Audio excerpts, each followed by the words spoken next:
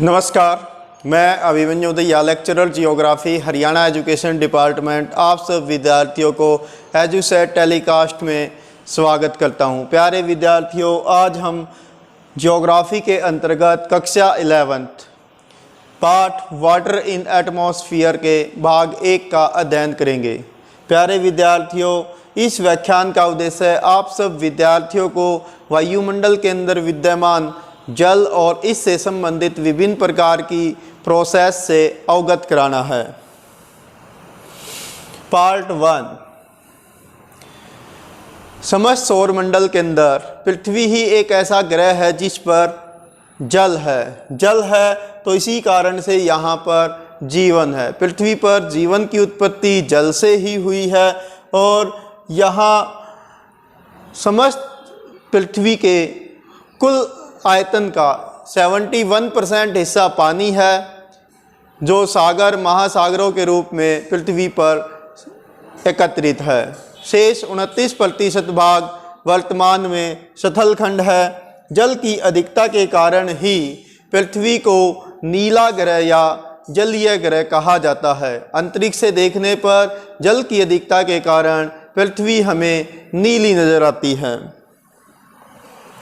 वायुमंडल के अंदर जल यानी पृथ्वी के चारों ओर वायु के आवरण, वायुमंडल के अंदर जल अनेक रूपों में विद्यमान रहता है। मुख्य रूप से यह जलवाष्प के रूप में मौजूद रहता है।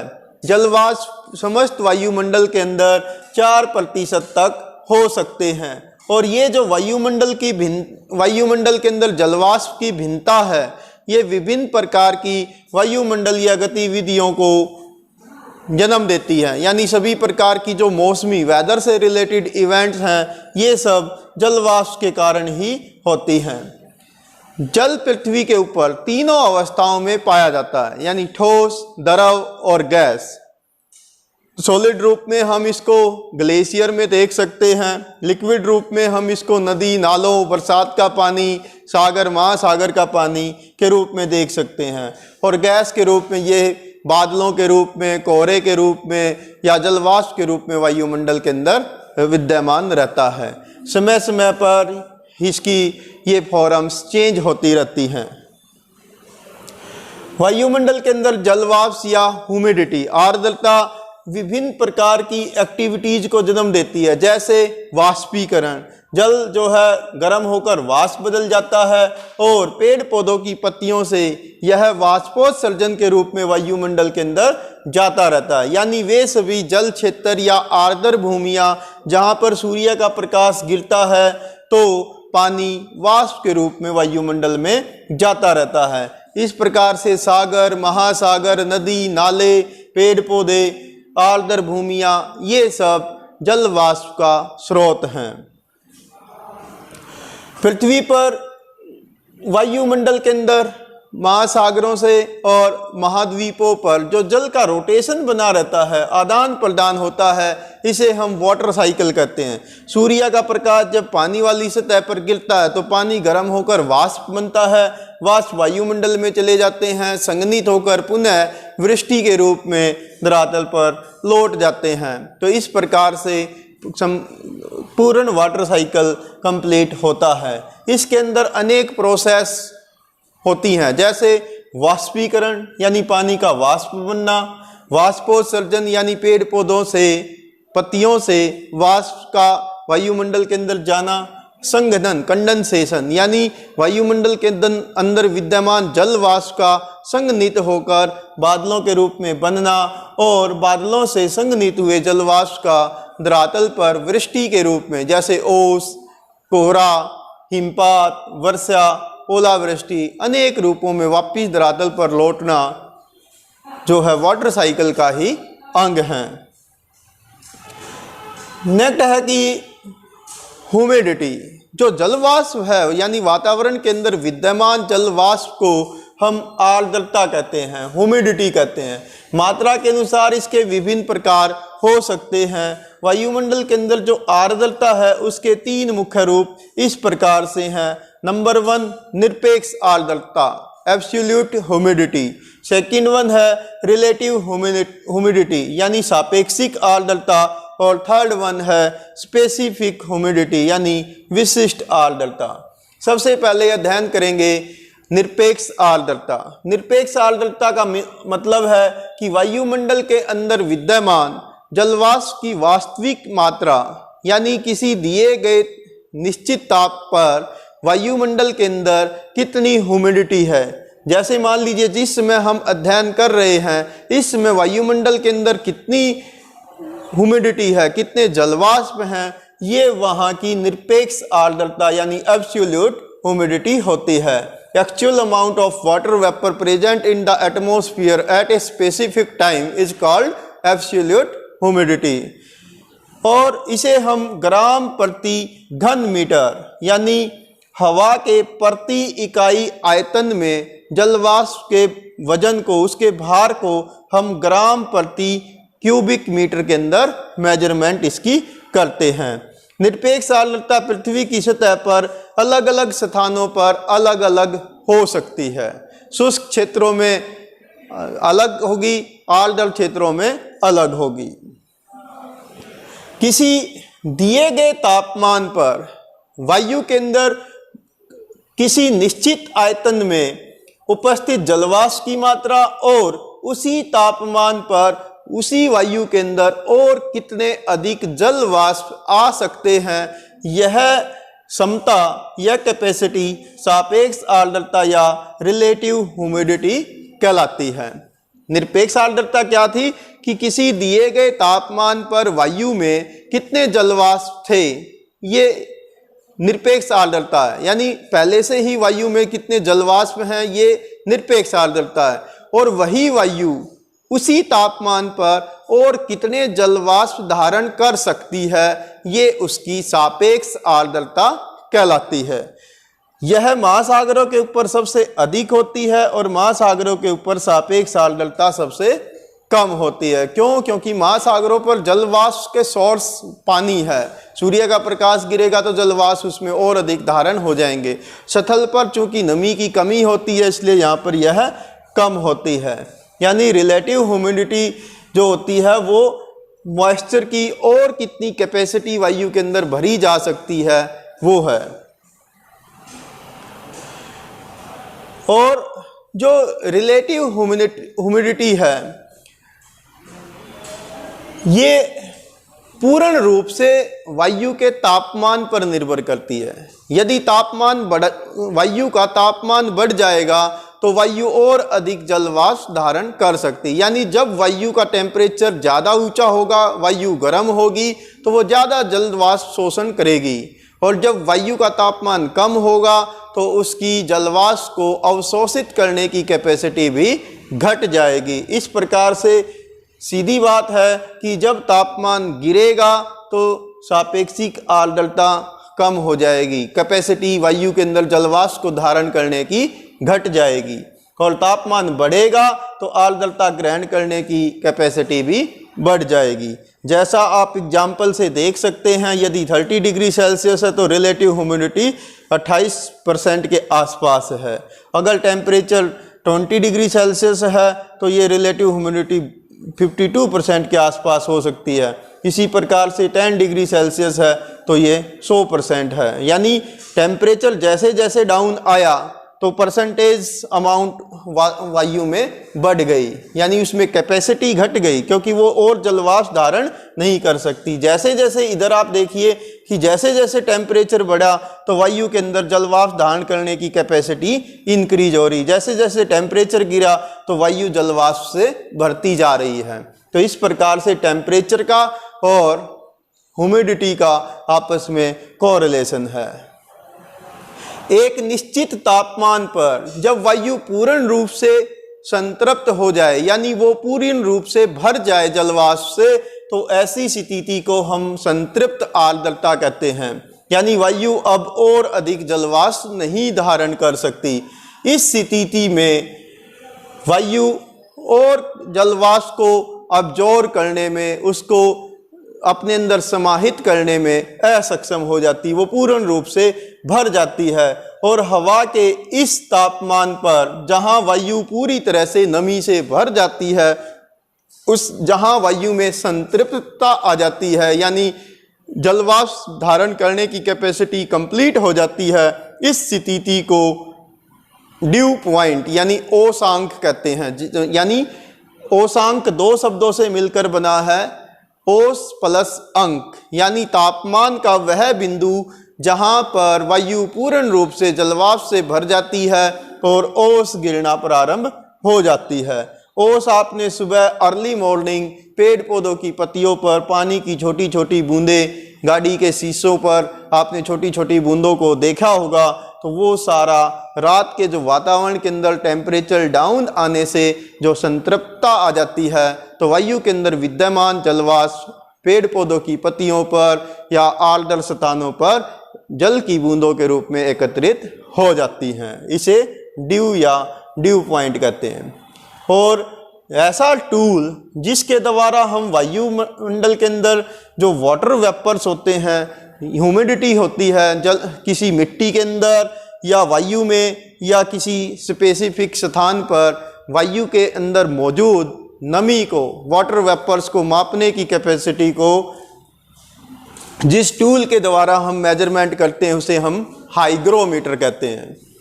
ये आप मीटर देख पा रहे हैं, ये रिलेटिव ह्यूमिडिटी को मापने के लिए एक महत्वपूर्ण टूल है।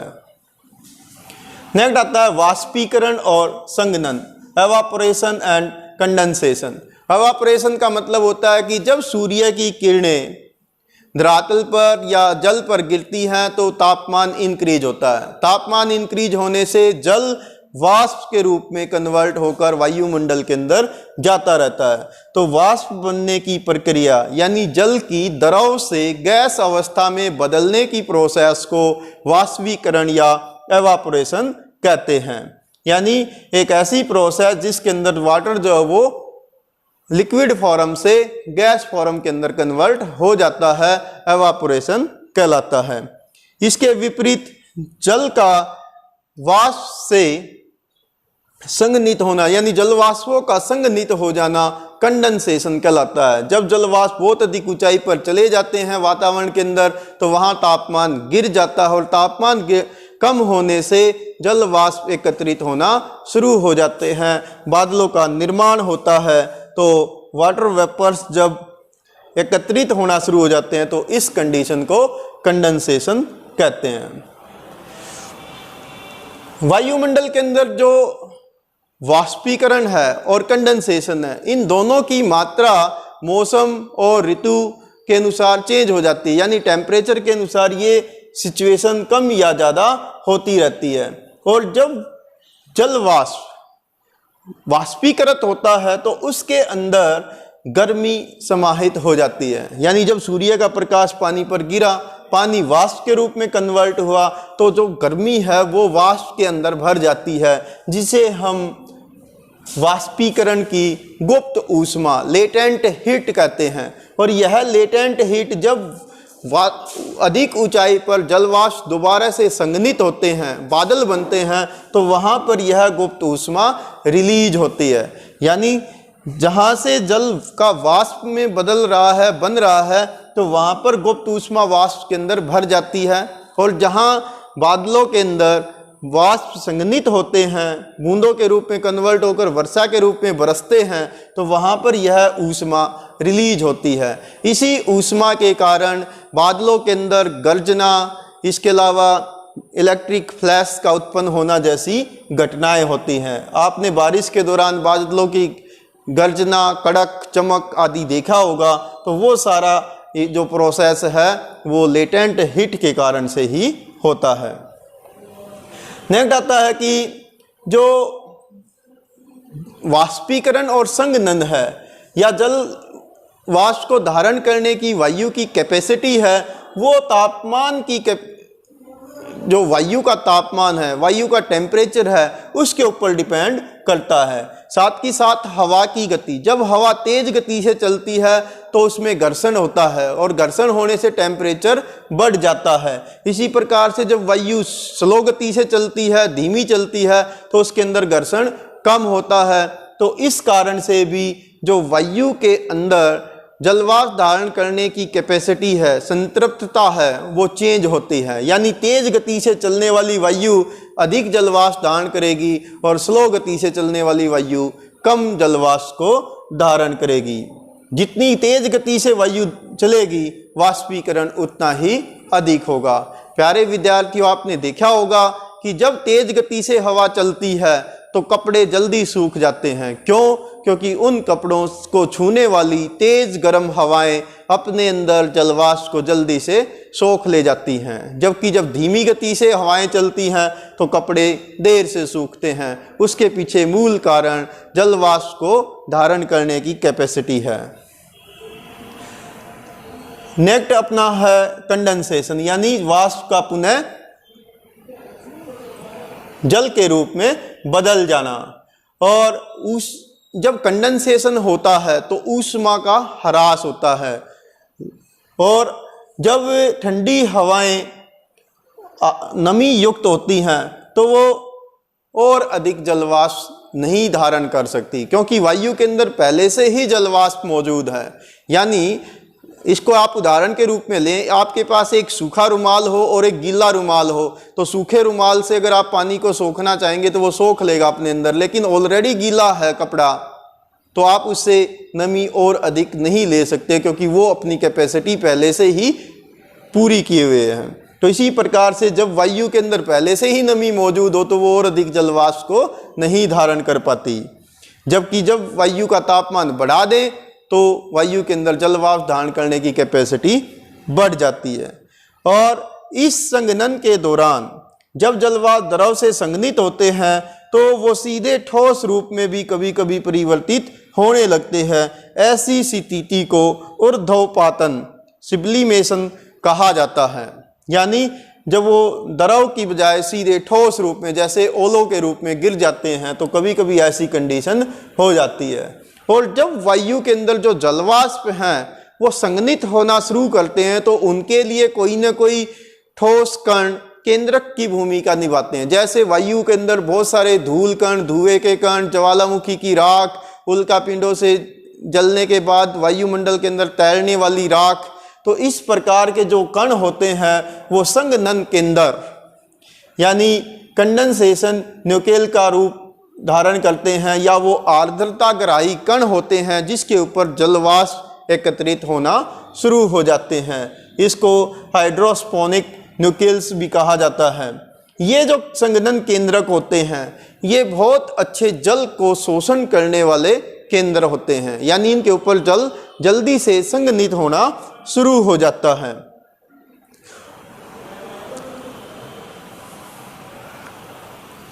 नेक्स्ट आता है कि जो संघनन है वो ठंडा होने की मात्रा हवा के आयतन, तापमान, दबाव और आर्द्रता पर निर्भर करता है। यानी कंडेंसेशन को प्रभावित करने वाले प्रमुख कारक हैं वायु के तापमान की ठंडा होने की मात्रा, हवा का जो आयतन है वॉल्यूम वो, इसके साथ साथ टेम्परेचर ज़्यादा होगा तो संघनन कम होगा, टेम्परेचर डाउन होगा तो संघनन बढ़ जाएगा। इसी प्रकार से एटमॉस्फेरिक प्रेशर का सीधा संबंध तापमान से है। जब तापमान बढ़ेगा तो वायु दबाव गिर जाएगा और जब तापमान कम होगा तो वायु दबाव बढ़ जाएगा। इसी प्रकार से है आर्द्रता कि वायु के अंदर जलवाष्प कितने हैं, तो जलवाष्प ज़्यादा होंगे तो कंडेंसेशन जल्दी होगा, जलवाष्प कम होंगे तो कंडेंसेशन देर से होगा।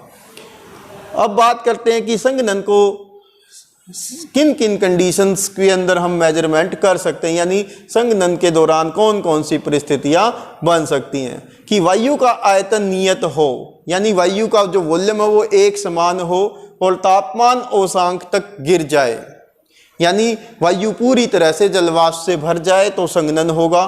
दूसरी कंडीशन क्या है कि जब वायु का आयतन और तापमान दोनों ही कम हो जाएं तो भी संघनन होगा।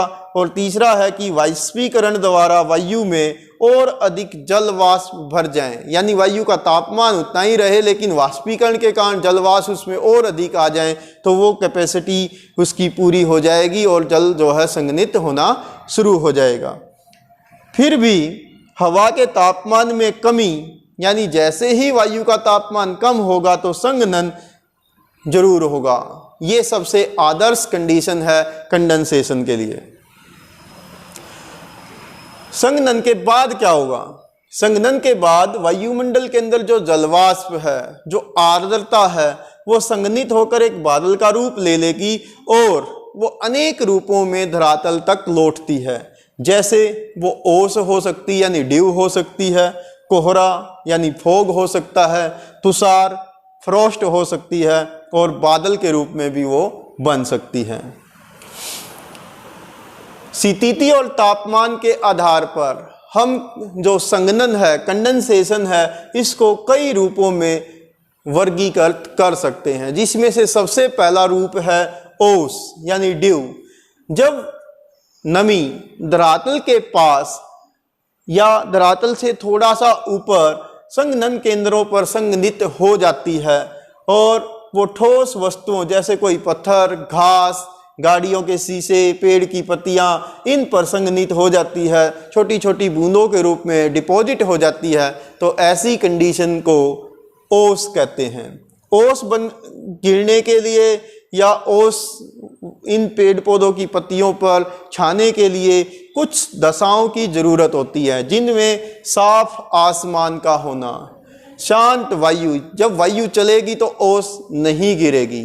वायु शांत होनी चाहिए, आसमान साफ होना चाहिए। आसमान साफ होगा तो वायु अधिक ऊंचाई तक जाएगी और वो फैलेगी तो उसका तापमान गिरेगा।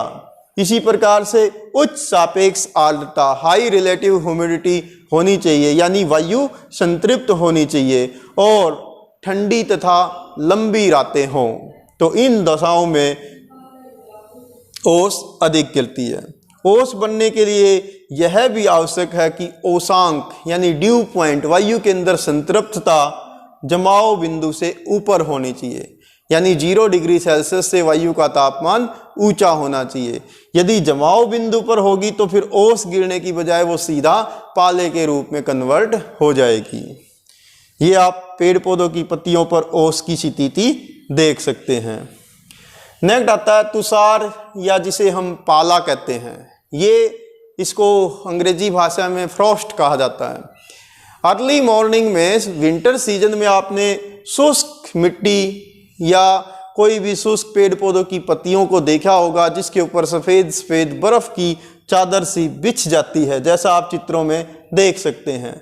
इसको ज्योग्राफिकल भाषा में तुषार या पाला कहते हैं। वास्तव में ये जमी हुई ओस होती है। जब वायु का तापमान जमाव बिंदु से नीचे चला जाए, यानी जिस तापमान पर पानी जमना शुरू कर देता है, वैसे पानी जो है वो लगभग 4 डिग्री सेल्सियस पर जमना शुरू कर देता है और 0 डिग्री सेल्सियस पर पूर्ण रूप से जम जाता है। तो ऐसी स्थिति में जो ओस की बूंदें हैं वो ठोस बर्फ के रवों का रूप धारण कर लेती हैं, जिसे हम पाला कहते हैं। पाला पेड़ पौधों के लिए, पत्तियों के लिए, फल सब्जियों के लिए हानिकारक होता है। इससे पेड़ पौधों की पत्तियां झुलस जाती हैं और वो खराब हो जाती हैं। तुषार बनने के लिए सारी दशाएं लगभग वही हैं जो ओस के लिए हैं। बस डिफरेंस क्या है कि वायु का तापमान जमाव बिंदु पर या उससे नीचे होना चाहिए, जबकि ओस गिरने के लिए यह तापमान जमाव बिंदु से ऊपर चाहिए था। तुषार में ये जमाव बिंदु से नीचे होना चाहिए। नेक्स्ट आता है कोहरा, जिसे फॉग कहते हैं, और कुहासा या धुंध, जिसे मिस्ट कहते हैं। वास्तव में क्या होता है, जब बहुत अधिक मात्रा में जल वाष्प से भरी हुई वायु की सहिति का तापमान अचानक नीचे गिर जाए तो उसके अंदर जो संघनन प्रक्रिया है वो तेज हो जाती है। इस स्थिति में वायु के अंदर विद्यमान जलवाष्प वायु के अंदर ही संघनित होकर तैरने लग जाते हैं, और जब बहुत अधिक जलवाष्प वायु के अंदर तैरते हैं तो उससे दृश्यता कम हो जाती है, जिसे हम धरातल के नज़दीक का बादल कह सकते हैं। दृश्यता के आधार पर ही कोहरे और कुहासे को हम वर्गीकृत कर सकते हैं। कभी कभी इन दोनों दशाओं के अंदर जो दृश्यता है वो काफ़ी कम हो जाती है और वो शून्य तक गिर जाती है। कभी कभी नगरीय क्षेत्रों के अंदर इस कंडीशन के अंदर जो कोहरा वाली दशाएं हैं, इसमें धुआं शामिल हो जाता है। तो धुआं शामिल होने से ये दर्शयता और भी कम हो जाती है।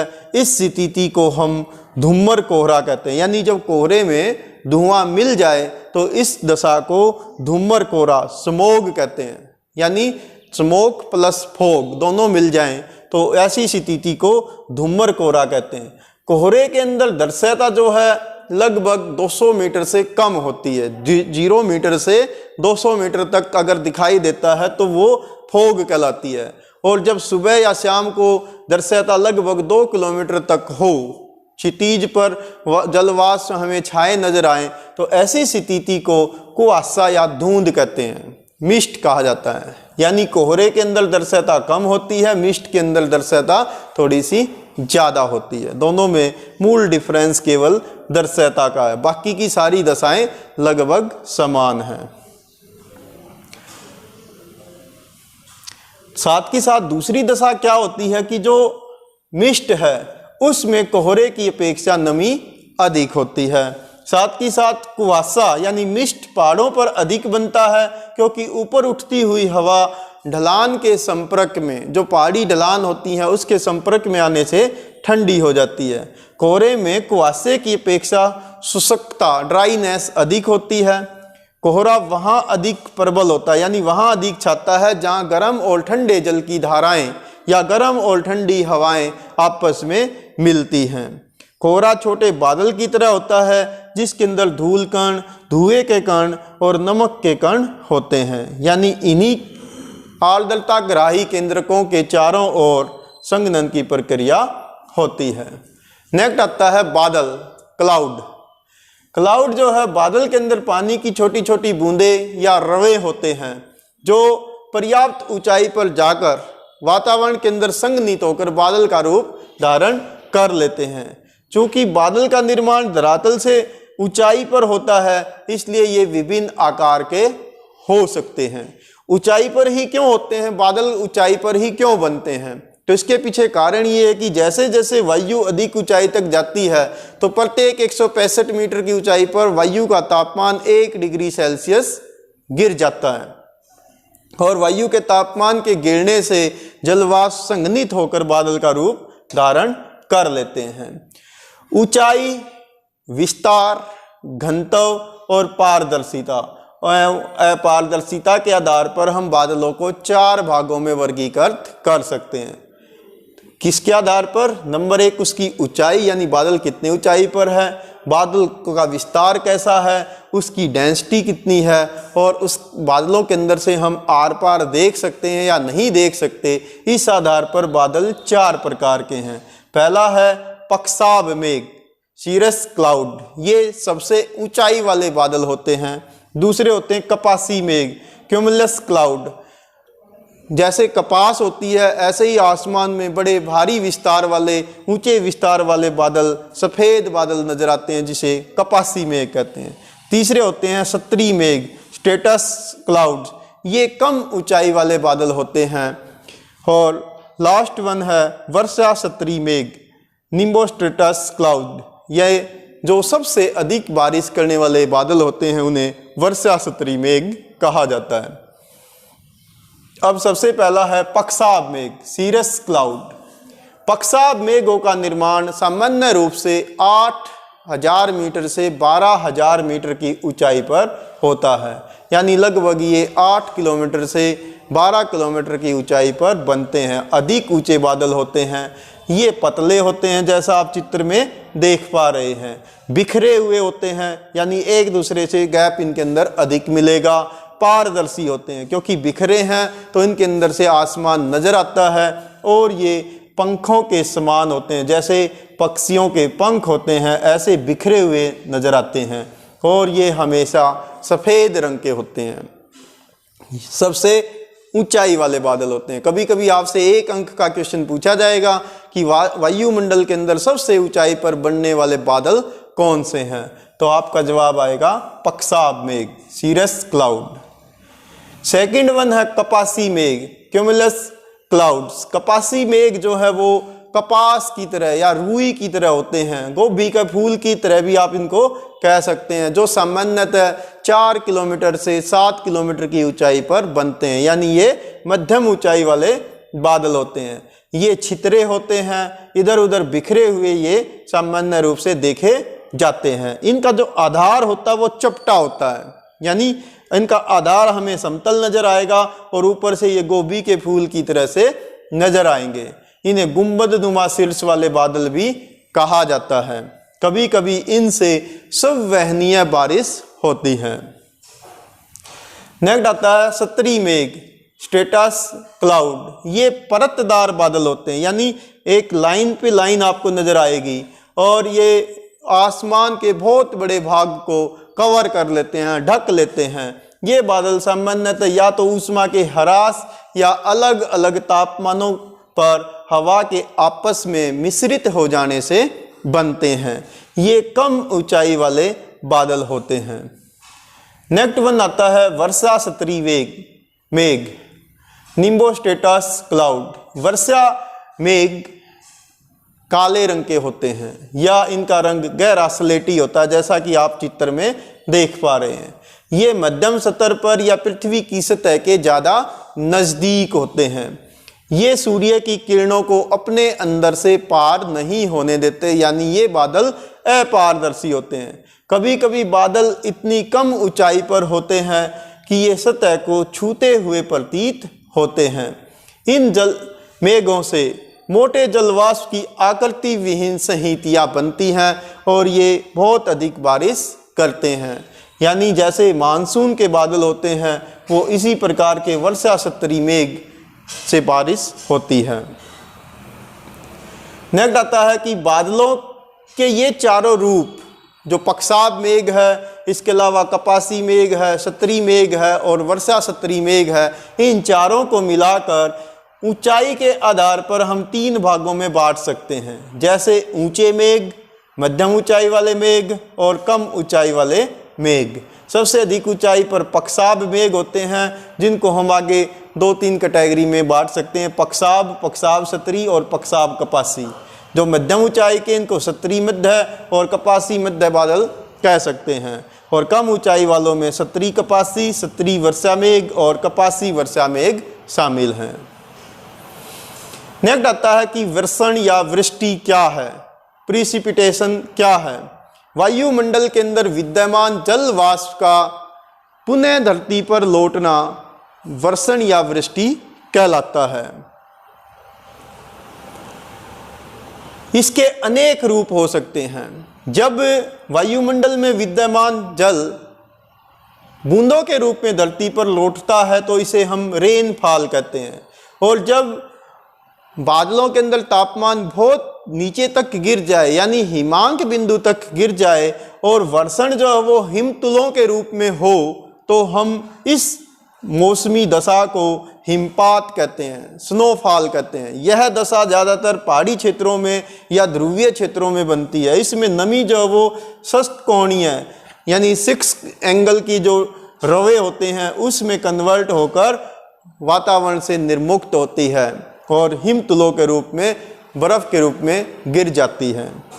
और कभी कभी वर्षा और हिमपात के अतिरिक्त भी वायुमंडल के अंदर विद्यमान जल स्लीट के रूप में, यानी वर्षा और बर्फ दोनों का मिक्स रूप हो सकती है, जिसे हम हिम वृष्टि कहते हैं, या कर्कापात या ओलावृष्टि जिसे हेल स्टोन कहते हैं। यानी जलवाष्प जो है इतना ज़्यादा संघनित हो जाता है कि ठोस कण के चारों ओर प्याज की तरह एक लेयर पे लेयर बन जाती हैं और ओला बन जाता है। तो ऐसी दशाओं को ओलावृष्टि कहा जाता है। हालांकि ओलावृष्टि या कर्कापात कभी कभार होने वाली ही मौसमी घटनाएं होती हैं। ये दशाएं जब बनती हैं जब ऊंचाई पर बादलों में तापमान काफ़ी नीचे तक गिर जाए और नीचे बादल और धरातल के बीच में तेज गति से हवाएं चलती हैं, तो वो हवाएं बूंद को वापस बादल की ओर उछालती रहती हैं और वो तब तक उछलता रहता है कि तब तक उसका भार इतना नहीं हो जाए कि वो वायु को क्रॉस करके धरातल तक आ सके। ऐसी स्थिति में ओलावृष्टि होती है। नेक्स्ट आता है कि वर्षा। जो टाइप्स ऑफ रेनफॉल, वर्षा का अर्थ है वायुमंडल के अंदर विद्यमान जल वाष्प का जल की बूंदों के रूप में धरातल पर गिरना वर्षा कहलाता है। और उत्पत्ति के आधार पर हम वर्षा को 3 मुख्य भागों में कैटेगराइज कर सकते हैं। नंबर 1 संवहनीय बारिश, कन्वेक्शनल रेनफॉल। सेकंड वन है पर्वतीय वर्षा जिसे ओरोग्राफिकल या रिलीफ रेनफॉल कहते हैं। थर्ड वन है चक्रवातीय वर्षा जिसे साइक्लोनिक या फ्रंटल रेनफॉल कहते हैं। सबसे पहले है संवहनीय रेनफॉल। संवहनीय यानी जब सूर्य की किरणें धरातल पर गिरती हैं तो वायु गर्म होकर ऊपर की ओर संवहनीय धाराओं के रूप में उठती है और अधिक ऊंचाई पर जाने पर नमी युक्त ये संवहनीय धाराएं बादलों का रूप लेती हैं और उसमें संघनित जलवाष्प बूंदों के रूप में, मोटी बूंदों के रूप में, मूसलाधार बारिश के रूप में धरातल पर गिर जाती हैं जिसे संवहनीय रेनफॉल कहते हैं। इसमें बारिश सामान्यतः मूसलाधार होती है, थोड़े समय के लिए होती है, अधिक तेज होती है और यह बारिश सामान्यतः दिन में दोपहर के 2 बजे के आसपास होती है, 2 से 4 बजे के बीच, इसलिए इसे दोपहर 2 बजे वाली बारिश कहा जाता है। यह बारिश खासकर भूमध्य रेखीय प्रदेशों में यानी इक्वेटर के आसपास के क्षेत्रों में होती है और भारत के अंदर भी यह मई और जून के फर्स्ट वीक के अंदर सामान्यतः ऐसी बारिश कभी कभार बाद दोपहर हो जाती है। नेक्स्ट आती है पर्वतीय बारिश। पर्वतीय बारिश जैसा कि आप चित्र में देख पा रहे हैं, जब आर्द्रता से भरी ठंडी हवाओं के सामने रास्ते में पर्वत आ जाता है तो जो विंड वर्ल्ड साइड है, पर्वत की पवन सम्मुख ढलाने हैं, उससे वायु ऊपर की ओर चढ़ती है और ऊंचाई पर चढ़ने से वायु का तापमान गिरता है, जलवाष्प संघनित होते हैं और इन सम्मुख ढलानों पर ठंडी हवाएं अधिक बारिश करती हैं। जैसे जो मानसून बारिश है वो इसी प्रकार की पर्वतकल्प बारिश है।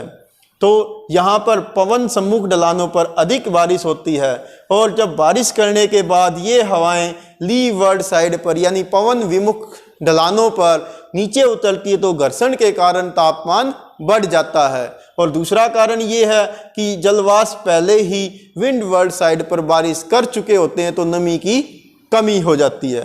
तो ऐसी बारिश को पर्वतीय बारिश यानी ओरोग्राफिकल रेनफॉल कहते हैं।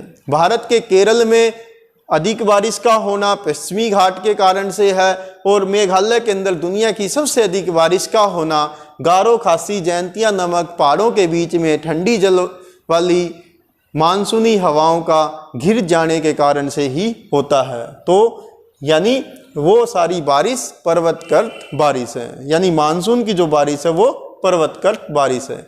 हाँ, इस बारिश में क्या होता है कि जो अपोजिट साइड होती है, पहाड़ की अपोजिट साइड, वहां पर बारिश नहीं होती है जिसे हम रेन शैडो एरिया कहते हैं, वृष्टि छाया क्षेत्र कहा जाता है। थर्ड वन होती है चक्रवातीय बारिश।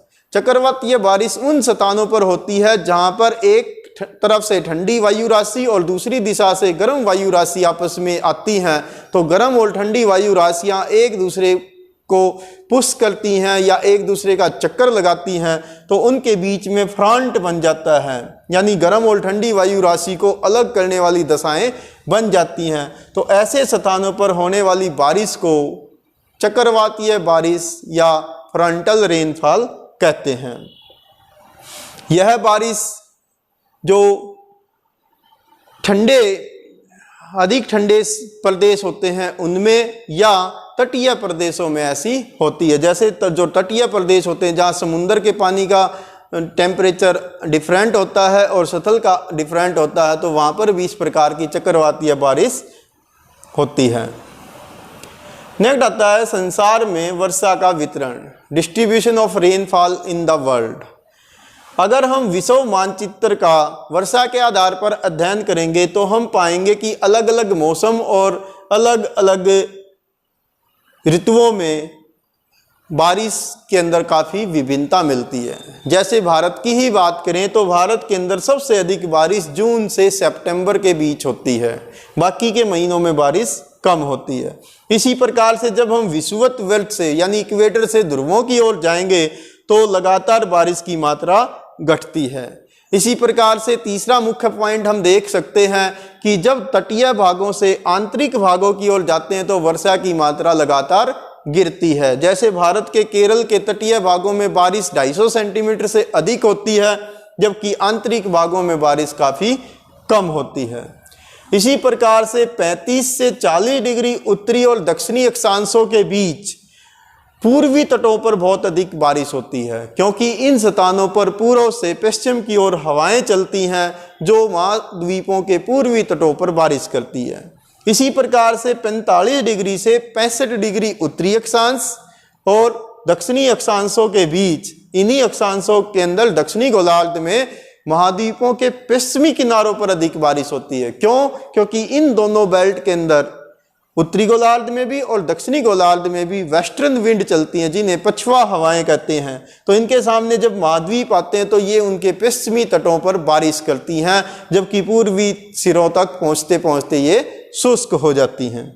इसी प्रकार से अगर पहाड़ों की बात करें तो पहाड़ों के जो विंड वर्ड साइड होते हैं, पवन सम्मुख ढलानें, उन पर अधिक बारिश होती है, जबकि विमुख ढलानों पर बारिश कम होती है। जैसे केरल में बारिश 250 सेंटीमीटर है, जबकि के पश्चिमी घाट के पूर्वी दिशा में बेंगलोर की ओर वहाँ मात्र 80 सेंटीमीटर के आसपास बारिश होती है। इसी प्रकार से हिमालय की बात करें तो हिमालय की जो दक्षिणी ढलानें, इन पर बारिश अधिक होती है, उत्तरी ढलानों पर बारिश बहुत कम होती है। इसी प्रकार से आप ये रेनफॉल का डिस्ट्रीब्यूशन देख सकते हैं कि यहाँ इक्वेटर के आसपास बारिश सबसे अधिक होती है। फिर जो पूर्वी भाग हैं तो पूर्वी तटों पर बारिश होती है, जहाँ पछुआ हवा का एरिया है यानी 45 डिग्री से 65 डिग्री अक्षांशों के बीच, वहाँ पश्चिमी तटों पर बारिश होती है। तो ऐसे आप रेनफॉल का डिस्ट्रीब्यूशन देख सकते हैं। यदि वार्षिक वर्षा की मात्रा के आधार पर बात करें तो हम इसको भी 3-4 हिस्सों में कैटेगराइज कर सकते हैं। यानी एक वे प्रदेश हैं जहां वर्ष भर में 200 सेंटीमीटर से अधिक बारिश होती है। ऐसे प्रदेश विषुवतरेखीय प्रदेश, शीतोष्ण कटिबंधों के अंदर पश्चिमी तटीय किनारे, यानी जहां पछुआ हवाएं पश्चिमी तटों पर बारिश करती हैं वो भाग, और पर्वतों के सम्मुख ढाल, यहाँ 200 सेंटीमीटर से अधिक बारिश होती है, जिसमें मानसूनी प्रदेश मुख्य रूप से शामिल हैं। इसी प्रकार से दूसरे वे प्रदेश हैं जहां 100 सेंटीमीटर से 200 सेंटीमीटर बारिश होती है, वो है महाद्वीपों के आंतरिक भाग। तीसरे हैं जहां पर बारिश 50 से 100 सेंटीमीटर होती है, जैसे उष्ण कटिबंधीय क्षेत्रों के केंद्रीय भाग और शीतोष्ण कटिबंध के पूर्वी और भीतरी भाग। फिर कुछ एरिया ऐसे हैं जहां पर बहुत ही कम बारिश होती है, यानी अल्पवृष्टि होती है, जैसे महाद्वीपों के भीतरी भागों में रेन शैडो एरिया, वृष्टि छाया क्षेत्र, और उच्च अक्षांशों में जो डेजर्ट के एरिया हैं वो भाग, या ऐसे स्थान जहां पर बारिश न होकर सीधी स्नोफॉल हो जाता है, तो ऐसे प्रदेश, तो इनमें बारिश बहुत कम होती है। अब प्यारे बच्चों, आपके लिए इस लेक्चर के आधार पर कुछ होमवर्क है। इन क्वेश्चनों का उत्तर आप अपनी उत्तर पुस्तिका में देंगे। सबसे पहले आपके लिए बीच में एक क्वेश्चन आया था, उसको आपने माइंडेड रखना होगा कि वायुमंडल के अंदर जो सापेक्ष आर्द्रता, रिलेटिव ह्यूमिडिटी है, उसका मेजरमेंट हम किस टूल के द्वारा करते हैं। ऑप्शन इस प्रकार से है: हाइड्रोमीटर, लेक्टोमीटर, हाइग्रोमीटर या बैरोमीटर। इसका जवाब आप अपनी उत्तर पुस्तिका में लिखेंगे। इसी प्रकार से सेकंड क्वेश्चन है कि आर्द्रता या ह्यूमिडिटी किसे कहते हैं। एब्सोल्यूट ह्यूमिडिटी और रिलेटिव ह्यूमिडिटी, यानी निरपेक्ष आर्द्रता और सापेक्ष आर्द्रता में डिफरेंस बताइए। थर्ड वन है कि उत्पत्ति के आधार पर वर्षा को किन 3 प्रमुख प्रकारों में बांटा जा सकता है। Classify the rainfall according to their rise. और नेक्स्ट है संसार में वर्षा के सामान्य वितरण का वर्णन कीजिए। Explain the distribution of rainfall in the world. तो प्यारे विद्यार्थियों, आप इन सब प्रश्नों का उत्तर अपनी उत्तर पुस्तिका में देने का प्रयास करेंगे।